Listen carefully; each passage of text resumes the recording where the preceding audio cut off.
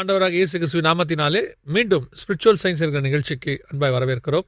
தொடர்ச்சியாக இதில் நம்ம இறையியல் தியாலஜியை பற்றி நிறைய பார்த்துக்கிட்டே வந்தோம். அப்புறம் இப்போ சமீபமாக ஒரு 3-4 வாரங்களாக யூத் சம்மந்தப்பட்ட சில கேள்விகள் அதை ஆவியானவர் உணர்த்துறதுனால அதை நம்ம செஞ்சோம். போன வாரமும் அதுக்கு முந்தின வாரமும் மிக முக்கியமான கேள்விகளை பற்றிலாம் நம்ம பார்த்தோம். இன்றைக்கும் அதே மாதிரி ஒரு மிக முக்கியமான விஷயத்தை பற்றி நம்ம பார்க்க போகிறோம். நம்மோடு கூட பிரதர் ரூபன் வந்திருக்காங்க. அவங்களுடைய சேனல் வைஸோ பைபிள், அதை நீங்கள் தொடர்ச்சியாக பாருங்கள். நம்ம சொல்லிக்கிட்டே இருக்கிறோம். அதுலேயும் நிறைய காரியங்கள் வருது. அது மட்டும் இல்லாமல் இந்த நிகழ்ச்சி YTV HLM TV ரெண்டுத்துலேயுமே வரும். ரெண்டுத்துலையும் நீங்கள் பார்க்கலாம். வாங்க நம்ம பிரதர்கிட்ட பார்ப்போம். Praise lord brother. Praise lord. எப்படி இருக்கீங்க? நல்லா இருக்கேன். நீங்கள் எப்படி இருக்கீங்க? காட்ஸ் கிரேஸ் ரொம்ப நல்லா இருக்கிறோம். நீண்ட பெரிய போராட்டத்துக்கு பிறகு இந்த நிகழ்ச்சியை நம்ம எடுக்கிறோம். ரொம்ப சந்தோஷம். அப்புறம் நம்ம இன்றைக்கி என்ன பார்க்க போகிறோம்? So praise lord. Once again thank you so much for your invitation. Last ஒரு சில எபிசோட்ஸ் வந்து யூத் ஸ்பெஷல்னு அந்த சிந்தட்டிக் செல்லேருந்து ஆரம்பித்து வரிசையாக நம்ம பார்த்துட்டு வரோம். இன்றைக்கி ஒரு முக்கியமான விஷயம் என்னுடைய மனசை ஒரு சில மாதங்களுக்கு முன்பதாகவும் ஒரு சில வருஷத்துக்கு முன்பதாகவும் இது பாதித்த ஒரு விஷயம். ஸோ அதை எடுத்துகிட்டு போகலான்னு பார்க்குறேன். ஓ பிரைஸ் காட். ரொம்ப எமோஷனலாக இருக்கும்னு நான் நினைக்கிறேன். நீங்கள் யோசிச்சு பாருங்கள், ஒருவேளை நம்ம முந்தின ஜென்ரேஷன் நம்ம பார்க்கும்போது, ஃபார் எக்ஸாம்பிள் ஒரு 70s பிறந்தவங்க இல்லாட்டி 60s பிறந்தவங்க, அவங்கள எடுத்து அவங்களோட லைஃப்பை ஒரு மிடில் கிளாஸ் லைஃபோ இல்லாட்டி லோவர் மிடில் கிளாஸ் லைஃபோ எடுத்து பார்க்கும்போது அவங்க வீடு கட்டுறதுக்கு ஒரு 45 வயசில் 50 வயசுலாம் கட்ட முடியும். ஆமாம், அது அவங்களுடைய கனவு இல்லை வாழ்நாள் அச்சீவ்மெண்ட்னு சொல்லலாம். ஆமாம், அதே மாதிரி கார் வாங்குறதுங்கிறது எனக்கு முந்தின ஜென்ரேஷனில் இருந்தவங்களுக்கு ஒரு பெரிய விஷயம். எங்கள் அதாவது 70s 80s வந்து ஒரு சிலரால் மட்டும்தான் அது முடியுமே, வேறால முடியாது. ஏன்னா இப்போ சைக்கிள் தான் நிறைய, 2 வீலர் வாங்குறது பெரிய விஷயம் இப்போ. ஆமாம், ஆனால் இப்போ பார்த்தோம்னா நம்மளுக்கு வந்து 25 வயசில் நிறையா, எஸ்பெஷலி இந்த ஐடி இந்த மாதிரி விஷயங்களுக்குலாம் போகும்போது MBA முடிச்சுட்டுலாம் போகிறவங்களுக்கு நல்ல சேலரி கொடுக்குறாங்க. 28 வயசில் அவங்க ஒரு காரோ இல்லாட்டி ஒரு வீடுமே சேர்த்து அவங்க ஃபுல் பேமெண்ட் பண்ணி வாங்குறாங்களோ இல்லையோ ஒரு லோன் போட்டாவது வாங்கிடுறாங்க. அந்த மாதிரி ஒரு சூழ்நிலை இன்றைக்கி இருக்குது. அது வந்து நம்ம இந்தியன்ஸ் நம்ம ஹிஸ்ட்ரி எடுத்து பார்க்கும்போது this first of its kind. 20 இயர்ஸில் 2000க்கு அப்புறம் நடந்த ஒரு ரிமார்க்கபிளான க்ரோத்துன்னு தான் நம்ம இது சொல்லணும். வெளிநாட்டில் ஒரு இடத்துல இந்தியன்ஸ்க்கு ரொம்ப அகெயின்ஸ்ட், அதாவது இந்தியன்ஸ்க்கு அகெயின்ஸ்டாக ஒரு பரேடே நடந்தது. ஒரே ரீசன் என்னென்னா, இந்தியன்ஸ் அவங்க நாட்டில் வீடு வாங்கினது, அவங்க யாருமே வீடு வாங்க முடியல. இவங்களுடைய அச்சீவ்மெண்ட்டே வீடு வாங்குறது தான். ஸோ இவங்க வீடெல்லாம் வாங்கி அவங்களுக்கு வாடகை விட்டாங்க. சரி, ஸோ அதை எதிர்த்து எங்களுக்கு வாழ இடம் இல்லை, இந்தியன்ஸ் அதிகமாக இடம் கிட்டாங்கன்னு ஒரு பரேடே நடந்துச்சு பெருசாக. ஓ ஓகே. ஸோ இந்த மாதிரி போயிட்டு இருக்கும்போது இப்போ ஒரு புதுசாக ஒரு ட்ரெண்ட் ஒன்று க்ரியேட் ஆகுது. என்னென்னா, இந்த இப்போ எல்லாருமே வந்து ட்ரேடிங்கில் இன்வெஸ்ட் பண்ணணும். ட்ரேட் பண்ணுறதுல ட்ரேடிங் ஆப்ஸ்லாம் நிறையா இருக்குது. ஸ்டாக் மார்க்கெட்டில் ட்ரேடிங் நிறையா பண்ணுறதுக்கு ஆரம்பிச்சிருக்காங்க. ஸோ அதில் வந்த விளைவுகளும் என்ன, இப்போ புதுசாக வந்துட்டு இருக்க அந்த AI பபுள்னு ஒன்று சொல்கிறாங்க. அது பர்ஸ்ட் ஆகுமா ஆகாதாங்கிறது நம்மளுக்கு தெரில. ஆனால் AI வந்து இப்போ கண்ணா பின்னாடி வளர்ந்துட்டுருக்கு. ஒரு சின்ன ஒரு எக்ஸாம்பிள் சொல்லணும் அப்படின்னா, ஜூன் 12 ஒரு பெரிய நியூஸ் வந்தது. உலகத்தில் மொத ட்ரில்லியனர், ஓகே, $1 trillion வந்து வேல்யூவேஷனுக்கு இலான் மஸ்கோடைய இது எல்லாமே வந்திருக்கு. அவருடைய ஒர்த்து வந்து பார்த்தீங்கன்னா மோர் தென் 1 trillion கிராஸ் ஆச்சு. அப்பா, $1 trillion நீங்கள் எடுத்துக்கிட்டிங்கன்னா ஆல்மோஸ்ட் $1,00,000 கோடி. $1,00,000 கோடி. ஆமாம், அப்போ நம்ம ஊருக்கு எடுத்துக்கிட்டோம்னா கிட்டத்தட்ட ஒரு 96 லட்சம் கோடி டாலர். 96 லட்சம் கோடி ரூபா. 1 லட்சம் கோடி ரூபா. ஓகே, 96 லட்சம் கோடி. ஓகே, இது ரொம்ப பெருசாக பேசப்பட்டுச்சு. இந்த AI என்ன பண்ணுச்சு லாஸ்ட் ஒரு 5 இயர்ஸில் பார்த்தீங்கன்னா, NVIDIAன்னு ஒரு கம்பெனி இருக்குது. ஓகே, ஒருவேளை நீங்கள் கேள்விப்பட்டிருவீங்க. உலகத்தில் மோஸ்ட் என்ன சொல்கிறது MCAPல ஜாஸ்தியாக இருக்கிற கம்பெனி அதுதான். மார்க்கெட் கேபிட்டலைசேஷன் இவங்க சொல்கிறாங்க. மார்க்கெட் கேபிட்டலைசேஷன்னா என்னென்னா, அந்த கம்பெனியோட மொத்த மதிப்பு. அது எப்படி இவங்க கால்குலேட் பண்ணுறாங்கன்னா, total number of shares into share value, அன்னைக்கு இருக்க ஷேர் வேல்யூ.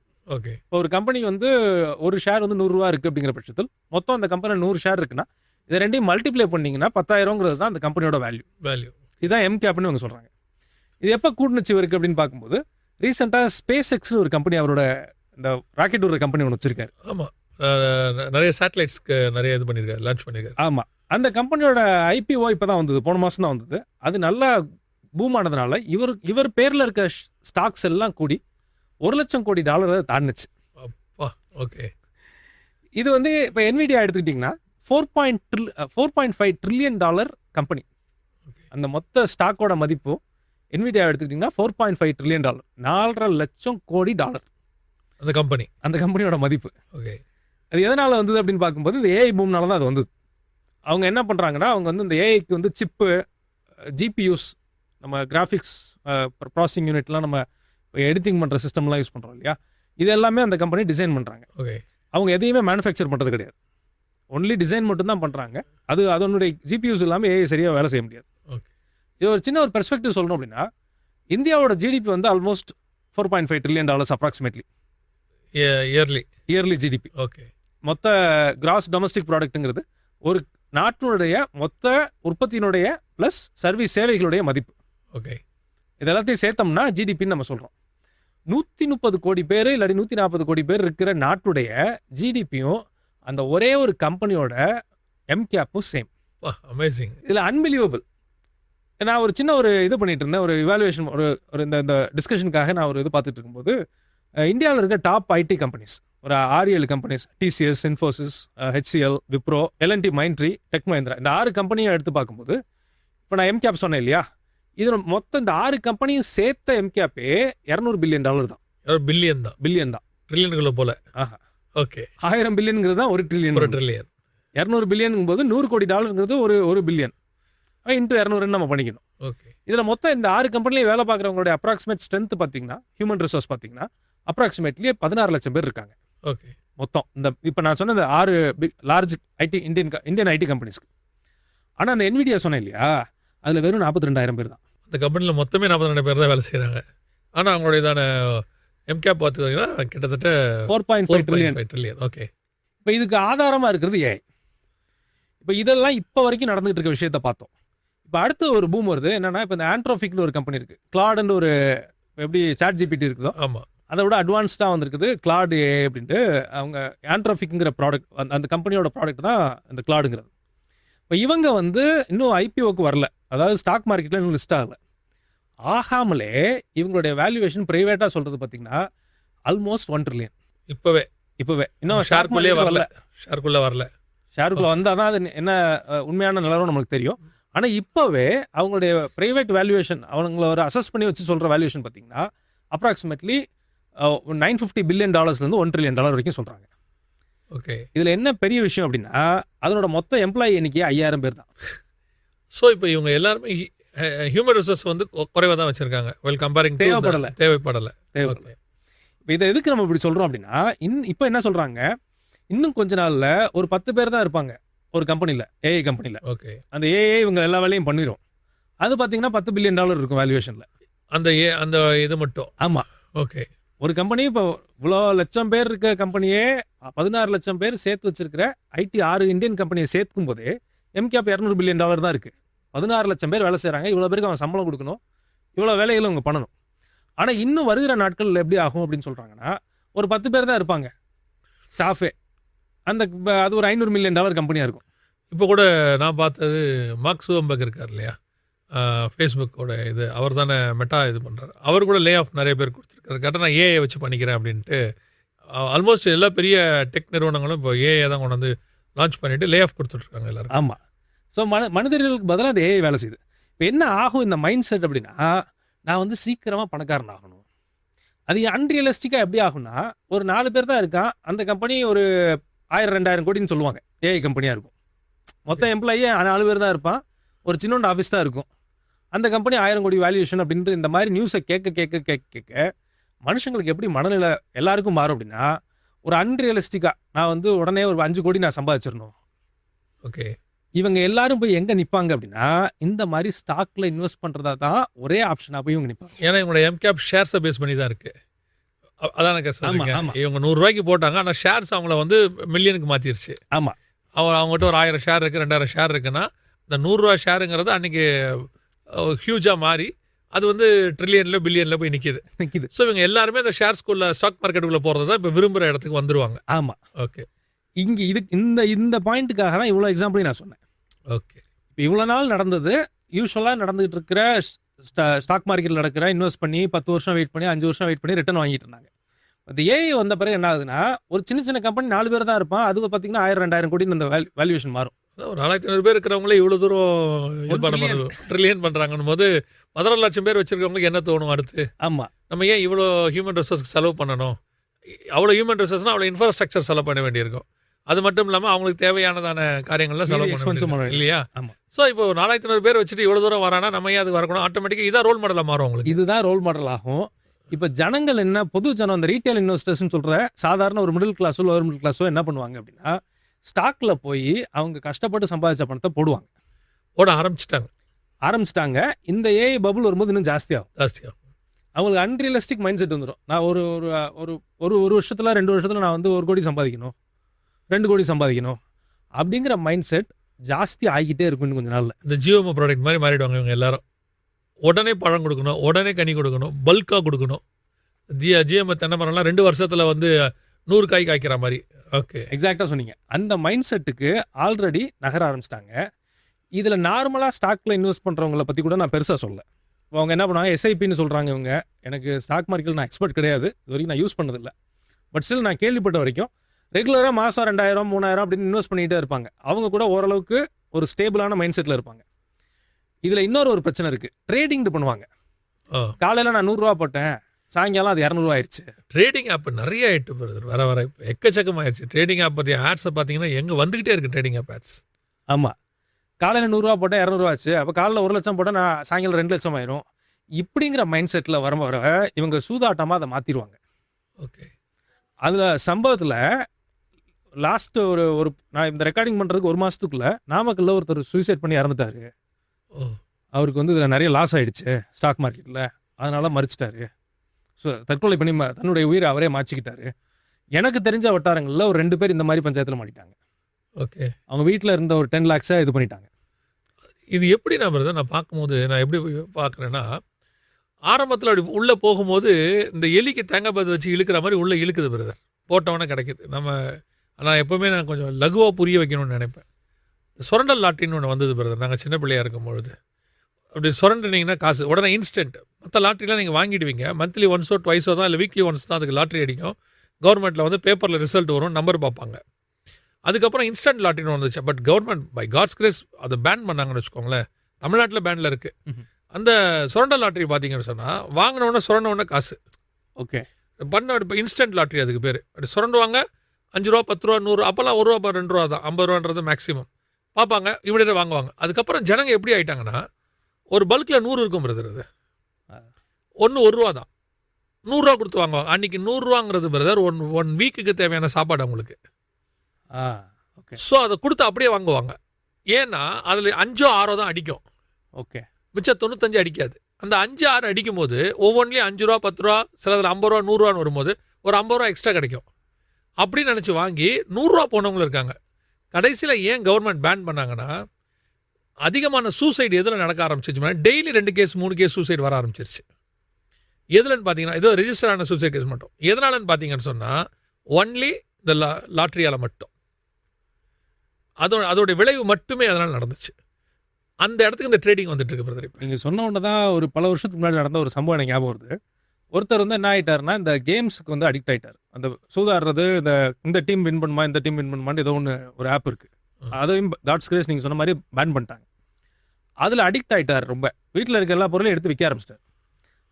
அவர் கொஞ்சம் பழக்கமானவருங்கனால அவர் ஒரு சைக்காட்ரிக் டாக்டர்கிட்ட கூப்பிட்டு போங்க அப்படின்னு அவங்க வீட்டில் ரெக்வஸ்ட் பண்ணாங்க என் ஒய்ஃப்ட்ட. அப்போ வந்து நானும் கூப்பிட்டு போனேன். நான் போய் இந்த சைக்காட்ரிக் டாக்டரை போய் பார்க்குறதுக்கு உட்காந்துருக்கோம். இவர் வந்து என்ன இஷ்யூ அப்படின்னு கேட்டு சொல்லிட்டு இருக்காரு. யூஸ்வலாக டாக்டர் தானே பேஷண்ட்டுக்கு அட்வைஸ் பண்ணுவார், இவர் டாக்டருக்கு அட்வைஸ் பண்ண ஆரம்பிச்சிட்டார். சரி, இது அப்படி இல்லை டாக்டர், இது கரெக்டு தான் அப்படின்னு சொல்ல ஆரம்பிச்சிட்டார். அப்புறம் டாக்டர் சொன்னார், சார் இது வரைக்கும் என்கிட்ட ஒரு 13 பேர்கிட்ட இந்த மாதிரி கேம்பிளிங்கில் அடிக்ட் ஆகி வந்திருக்காங்க. அதில் 4 பேர்கிட்ட ஆல்ரெடி சூசைட் பண்ணிட்டாங்க. அவர் கூலாக சொல்கிறாரு, அவருக்கு அது ஒரு ப்ரொஃபஷனல் அட்வைஸ், அதுக்கு மேலே எதுவும் செய்யவும் முடியாது. இது மாதிரி செத்துட்டாங்க, சூசைட் பண்ணி செத்துட்டாங்க. ஒரு பையன் என்ன பண்ணிட்டான், 16 17 வயசு தான் இருக்கும், வீட்டில் இருக்கிற எல்லா பொருளையும் வந்து 72 லட்சத்தை சூதாடி முடிச்சிட்டான். அவங்களால அது கண்ட்ரோலே பண்ண முடியல. ஒரு காலத்தில் எப்படி நாங்கள் வந்து இந்த இதுக்கு மாறுவானா, இந்த மாதிரி போதைப் பொருளுக்கு அடிக்ட் ஆனவங்களை நாங்கள் ட்ரீட் பண்ணமோ, அதுக்கு இணையாவோ இல்லாட்டி அதோட ஜாஸ்தியாகவோ பாதிப்பில் இப்போ இந்த சூதாட்டத்தினால வராங்க அப்படின்னு அந்த டாக்டர் சொன்னார். இந்த குடின்றது இருக்குல்ல பிரதர், அது வந்து நான் சரின்னு சொல்லலை, தப்பாக புரிஞ்சிடக்கூடாது. குடிங்கிறது குடிச்சு முடிச்சு அன்றைக்கி நைட்டு அவங்க ஒரு லிமிட்டுக்கு மேலே அவ்வளோதான் பிரதர், அவங்களால அதுக்கு மேலே முடியாது. இதோட நாளைக்கு தான் குடிப்பாங்க. ஆனால் சூதாட்டம் இருக்க பாருங்க பிரதர், கேம்பிளிங் வெரி டேஞ்சரஸ். எனக்கு தெரிஞ்ச ஒரு ஃபேமிலி டோட்டல் கொலாப்ஸ் பிரதர். அந்த அப்போல்லாம் சீட் ஆடுவாங்க, அவங்க போய் உட்காந்தாங்கன்னா எழுந்திரிக்கவே மாட்டாங்க பிரதர். விட்டதை பிடிக்கணும், வாங்கிடணும், திருப்பி வரணும் அப்படின்ட்டு அப்படியே உள்ளது போக போக போக வீட்டை அடமானம் வச்சு விளையாடினவங்களாம் இருக்காங்க பிரதர். டோட்டல் ஃபேமிலி கொலாப்ஸ் ஆகி நடுத்தருக்கு போய் நின்றவங்களாம் இருக்காங்க. நீங்கள் சொல்லும்போது அந்த டாக்டர் சொன்னது ஒரு பாயிண்ட் மிஸ் பண்ணிட்டேன். அவர் என்ன சொன்னார் அப்படின்னா, இவங்களுக்கு என்ன ஆகுனா ஃபஸ்ட்டு போன உடனே அந்த இதை வின் பண்ணுவாங்க ஒரு 100-200 ரூபா.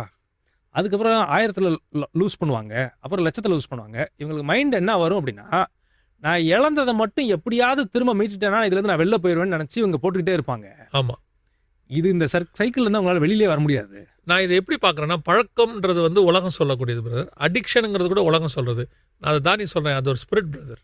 வஞ்சகம், வஞ்சகமான ஆவி. அது உங்களை அப்படியே உள்ளே இழுத்துருவேன். இதில் வந்து யார் இருப்பாங்க நீங்கள் நினைக்கிறீங்க? நாட் ஓன்லி உலகத்தார் இல்லை. இப்போது சீட்டுங்கிறது உலகத்தை பொறுத்த வரைக்கும் ஒரு கெட்ட பழக்கம்னு ஆயிடுச்சு. அதனால் நாம் அதை தடுத்துடுறோம் சர்ச்சஸில். பட் இப்போ நீங்கள் சொன்னீங்களே ட்ரேடிங், இது கெட்ட பழக்கமாக இல்லை. இப்போ அவங்களுக்கு அது சூதாட்டன்றதே அவங்களுக்கு புரியல பிரதர். பிலீவர்ஸ் கூட இதில் இருக்காங்க. எங்களுக்கு ஃபோன்ஸ் வரும், இல்லை நாங்கள் இன்வெஸ்ட் பண்ணலாமா, ஷேர்ஸ் வாங்கலாமா அப்படின்னு சொல்லி கேட்பாங்க.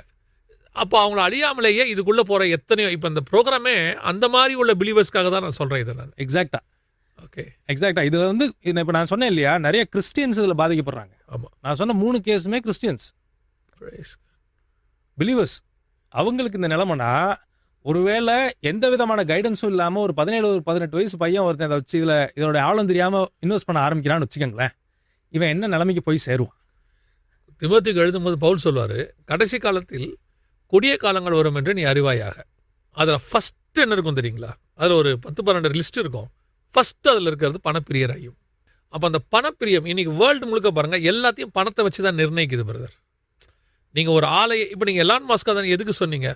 ஒரு 50 வருஷத்துக்கு முன்னாடி பெரிய மனுஷன் யாருன்னா காமராஜர். அவர்கிட்ட காசு இருக்காது. கக்கன் அவர்கிட்ட காசு இருக்காது. ஆனால் குவாலிட்டினா அவங்களுடைய குணாதிசயம் குவாலிட்டி. காந்தி. நம்ம சொல்ல போதெல்லாம் யாரை சொல்லுவோன்னு கேட்டிங்கன்னா, இந்த மாதிரி நல்ல ஹேபிட் உள்ளவங்களை தானே சொல்லுவோம். இப்போ பெரிய மனுஷன் யாருன்னா எலான் மாஸ்க், பில்கேட்ஸ், இவங்க எல்லாருமே பாருங்க பணக்காரங்க. ஏன்னா பணத்தை அடிப்படையாக கொண்டு தான் மனிதன் நிர்ணயிக்கப்படுகிற காலகட்டம் வந்துருச்சு. ஒரு சினிமாவாக இருக்கட்டும், அரசியலாக இருக்கட்டும், எதுவான இருக்கட்டும், சக்ஸஸ்ங்கிறத எதை பேஸ் பண்ணியிருக்குன்னா பணத்தை பேஸ் பண்ணி தான். அதெல்லாம் விட்டுருங்க, ஸ்பிரிச்சுவாலிட்டி நம்ம எடுத்துக்கோமே. ஒருத்தர் பெரிய ஆள் நம்ம யாரை சொல்லுவோம்? அருமையான பாயிண்ட் பிரதர், எக்ஸாக்ட் பாயிண்ட். பெரிய சர்ச்சுன்னு எதை சொல்கிறோம்? நல்ல ஒரு ஆடம்பரமாகவும் நிறைய ஆத்மாக்களும் நல்ல ஒரு படடமாக இருக்கிறதான ஒரு ஊழியக்காரர் தான் நீங்கள் பெரிய ஊழியக்காரர் சொல்கிறீங்க. ஒரு 25 பேரை கர்த்தருக்குள்ளே பர்ஃபெக்டாக நடத்தி இன்றைக்கி பரலோகத்துக்கு கூட்டு போவார்ன்ற ஒரு கான்ஃபிடென்ட்டோட ஸ்ட்ரிக்டாக இருக்கிற பாஸ்டர் நீங்கள் பெரிய பாஸ்டர் சொல்லுவீங்களா? என்ன சொல்ல போகிறீங்க? ஐயோ பாவம், அவரே ஒரு 25 ஆத்மா வச்சு ஓட்டிக்கிட்டு இருக்காரு. எக்ஸாக்டாக அதே ஆத்மா வச்சு ஓட்டிக்கிட்டு இருக்காரு. இதுதான் மெஜாரிட்டி ஆஃப் பீப்புள்கிட்ட இருந்து இந்த ஸ்டேட்மெண்ட் தான் வரும். மக்களுடைய மனநிலையை என்ன இருக்குது? எந்த சர்ச்சுக்கு போகிறீங்கன்னா அவங்களுக்கு அந்த சர்ச்சு பேரை சொல்லும் போதே கௌரவமாக இருக்கணும். அவங்க மைண்ட் செட்லேயே அந்த சர்ச்சு பேரை சொல்லும் போது கௌரவமாக இருக்கணும். அங்கே குவாலிட்டி இருக்கா, வசனம் இருக்கா, அந்த மெய்ப்பர் தனிப்பட்ட முறையில் இவங்களை கவனிக்கிறாரா, இவங்களுக்கு அவங்களுக்கு ஒரு ஸ்பிரிச்சுவல் கான்டாக்ட் பாண்டிங் இருக்கா, அதெல்லாம் முக்கியமே கிடையாது. இவங்க வந்துட்டு எக்ஸிபிஷனுக்கு போகிற மாதிரி போவாங்க, சினிமாவுக்கு போயிட்டு வர மாதிரி வருவாங்க. இவங்களையும் அங்கே யாரும் கவனிக்க மாட்டாங்க. இவங்களுக்கு எந்த இது ஸ்பிரிச்சுவல் கான்டாக்டும் இருக்காது. ஆனால் இவங்க அந்த சர்ச்சில் மெம்பருங்கிறத சொல்கிறதுல இவங்களுக்கு அப்படி ஒரு பெருமை இருக்குது. ஆனால் ஒரு 50 பேரை வச்சுட்டு ஒரு பாஸ்டரு பைபிள் ஸ்டடி எடுத்துக்கிட்டு ஞாயிற்றுக்கிழமை ஆராதனை, சாயங்காலம் ஆராதனை, ப்ரேயர் வச்சு வீட்டு கூட்டம் வச்சு இவங்களை நல்லா உருவாக்கிட்டு இருக்காரு பாருங்க. அவரை பரிதாபமாக பார்க்கறது, பச்சாதாபமாக பார்க்கறது. ஆனால் ஒரு நாள் இந்த மனுஷன் தான் நியாயம் தீர்க்க போகிறாரு எல்லாரையும். அதான் நடக்க போகுது. நீங்கள் சொல்லுங்கள். ஸோ இதெல்லாம் பார்த்துட்டு இருக்கும்போது பைபிள் வந்து இதெல்லாம் நடக்கிற ஆரம்பிக்கிறதுக்கு முன்னாடி அதனோட முடிவை சொல்லிடும். இதெல்லாம் எங்கே போய் நிற்கும் அப்படின்னு வசனத்தில் ஒரு வசனம் பயங்கரமாக போட்டிருந்தது. என்ன அப்படின்னு பார்த்தீங்கன்னா, வெளிப்படுத்தல் 18-19 அது இந்த இதை மட்டும் நான் வாசிக்கிறேன். ஒரு நாளிகையில் இவள் பாழாய் போனாளே என்று அழுது துக்கித்து ஓலமிடுவார்கள். இது தமிழில் போட்டிருக்கு. அது கிரேட் சிட்டியை பற்றி போட்டிருக்கோம். அவங்களுடைய வெல்த் இதை பற்றி இருக்கு. வெல்த்தை பற்றி போட்டிருக்கு. ஓகே. இங்கிலீஷில் இது இன்னும் கிளியராக இருக்கும். NIV வெர்ஷனில் பார்த்தீங்கன்னா இது வந்து 17வது வசனத்தில் இருக்கும். இன் 1 hour such great wealth has been brought to ruin. இதை நான் புரிஞ்சுக்கிறேன். 1 hourன்றே இதை வச்சுக்கோமே. 1 hourல அவ்வளோ பெரிய செல்வம் அழிய முடியுமா? ஒரு ஒரு ஒரு சிமெண்ட் ஃபேக்ட்ரி இருக்குது, ஒரு ஸ்பின்னிங் மில்ஸ் இருக்குது, ஒரு 1000 கம்பெனியை ஒரே ஒரு ஆள் வச்சிருக்காரு. அப்படிங்கிற பட்சத்தில் ஒரே மணி நேரத்தில் மொத்த வெல்த்தையும் அழிக்க முடியுமான்னு கேட்டால் வாய்ப்பே கிடையாது. ஆனால் எப்போ வாய்ப்பு இருக்குன்னு பார்த்தீங்கன்னா, இப்போ ஏஐயில் பூம் ஆகுது பார்த்தீங்களா, இது அழிகிறதுக்கு வாய்ப்பு இருக்குது. அவர் ஷேர்ஸ்குள்ளே போனால் வாய்ப்பு இருக்குது. அவர் வந்து ட்ரேடிங்குள்ளே போனார்னா வாய்ப்பு இருக்குது. வாய்ப்பு இருக்குது. இந்த வசனம் அப்படியே நிறைவேறதுக்கு இன்றைக்கி வாய்ப்பு இருக்குது. இவ்வளோ பெரியதான இருக்கக்கூடியதான சிட்டி வெல்த்தோடு இருக்கிறது, செழிப்பாக இருக்கிறது, அதுவும் அங்கே பிஸ்னஸ்னே இருக்கும். நீங்கள் கொஞ்சம் தொடர்ச்சியாக அதை 18ஆம் அதிகாரத்தை வாசிச்சிங்கன்னா அவள் வியாபாரத்தினால்னு இருக்கும், பிஸ்னஸ். ஸோ இந்த பிஸ்னஸ் எல்லாம் 1 hourல போய்டும் இருக்கு. 1 ஹவரில் போயிடும். ஓகே. ஒருவேளை ஒரு மேனுஃபேக்சரிங் கம்பெனி ஸ்டாக் மார்க்கெட்லேயே இருந்தால் கூட ஒரு மேனுஃபேக்சரிங் ஒரு 100 கம்பெனி வச்சிருக்கிற இடத்த நீங்கள் 1 மணி நேரத்தில் அழிக்க முடியுமான்னு தெரியாது. ஆனால் ஏதோ ஒன்று நடக்குது. என்ன நடக்குதுன்னு நமக்கு தெரியல. இப்போ இந்த பூம் ஆகிட்டு இருக்கு இல்லையா, இதெல்லாம் வித்தின் ஃப்ராக்ஷன் ஆஃப் செகண்டில் ஒரு 1 ஹவரில் எல்லாம் முடிஞ்சிருது. எல்லாம் கிராஷ் ஆகி இதாகிடுது. ஸோ பணப்பிரியருங்கிற வசனமும் ரெடியாக இருக்குது, 1 ஹவரில் அழியறதுக்கான வசனமும் ரெடியாக இருக்குது. எல்லாமே ஏற்கனவே அவர் தெளிவு வச்சிருக்கிறாரு. ஆனால் இன்றைக்கி இதை புரிஞ்சிக்காம தான் ஒரு பெரிய கூட்டம், நான் சொல்கிறது ஆவிக்குரிய கூட்டம், கிறிஸ்தவ கூட்டம், இவர்கள் உள்ளே போய் எப்படியாவது உலகத்தோடு கூட ஈக்குவலாக இவங்களும் பணக்காராயிடலாம்.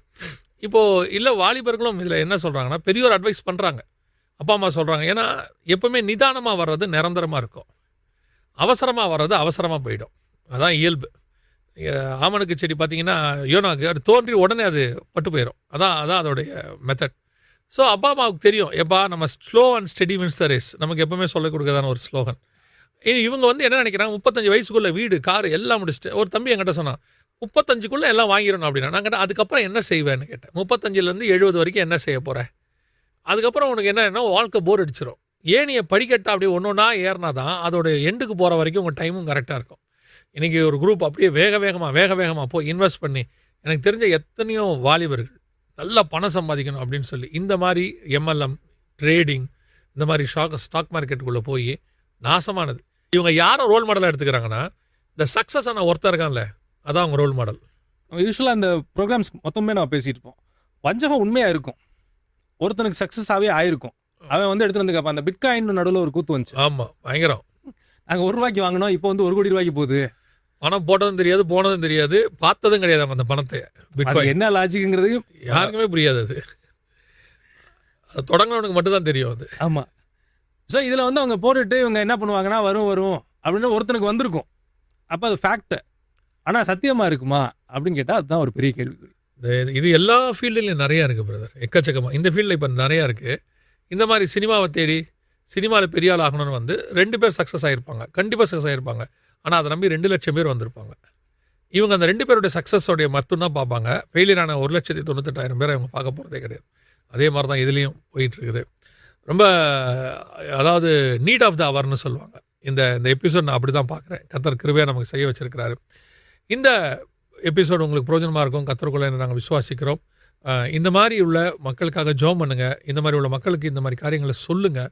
ஏன்னு சொன்னால் இது உள்ளே போயாச்சுன்னா இது வந்து சமுத்திரம் மாதிரி வெளியே வர்றது ரொம்ப கஷ்டம். ஸோ கர்த்தர் நமக்கு பணத்தாசைன்றது, ஆசைன்றது ஒரு எல்லா தீமைக்கும் வேறுன்னு ஆண்டவர் சொல்லி வச்சிருக்கிறார். ஸோ பணம் தேவை வாழ்க்கைக்கு, ஆனால் பணத்தாசை தான் ஆபத்து. ரொம்ப கேர்ஃபுல்லாக இருந்து கொள்ளுங்க.